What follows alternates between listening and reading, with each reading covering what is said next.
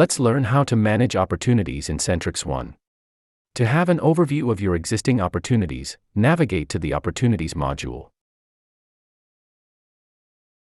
Here you have a summary of all opportunities and sales stages associated with all contacts and accounts. Opportunities can be edited in this view, but not created. To create a new opportunity, navigate to a contact or account. Let's create a new contact-based opportunity. In the Contacts module, click on the contact's name,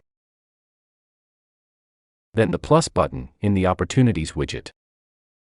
This brings up the opportunity creation form. We'll start by naming the opportunity, then adding a creation date. The creation date would usually be today's date, but if you are creating an opportunity from a few days ago, it can also be backdated. Then we have a closing date, or an expected closing date. In this case, let's assume that would be in 2 weeks. We can then select the opportunity level. CentrixOne comes with default opportunity levels, which can be modified and customized by the account administrator. Every opportunity level is associated with a probability of success. I am going to assume that this opportunity is a prospect, which puts us at 25% probability. We can add additional information such as who is the sales rep, what list we want this opportunity associated with, and add notes in the description. We can then add different items to the opportunity to reflect what is being sold. In this case, let's assume the first item is a 12-month subscription at $89 per month. By entering these details, the total revenue is calculated.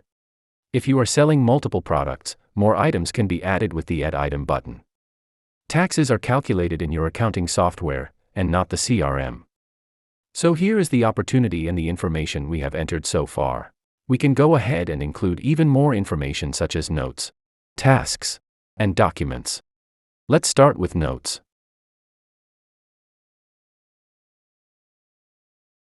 Notes only exist in CentrixOne under Opportunities. Once a note is added, this can no longer be edited. It acts as a history of what has happened with this opportunity.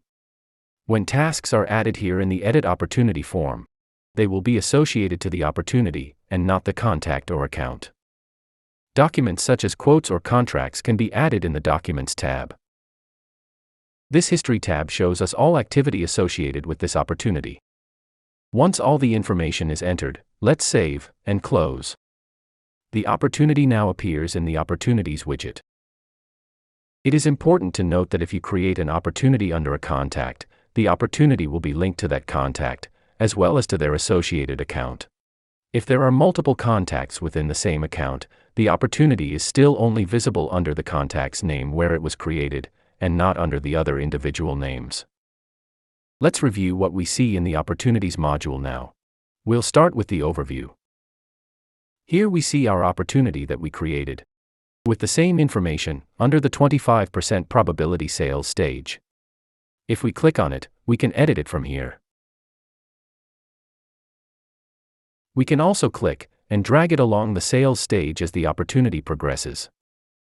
Additionally, different filters can be used to view specific opportunities. In the Reports view, we have the same information as in the overview, but in a list format.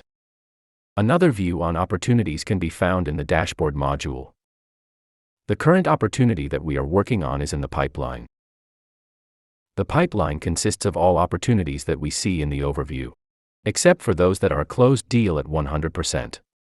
In this view, we can manage our filters and see an overall report on the number of opportunities in the pipeline, the estimated revenue, the pipeline of each sales rep, which products are in the pipe, and a sales funnel. In the sales view, data is organized similarly, except the opportunities that we see here are all at 100% closed deal.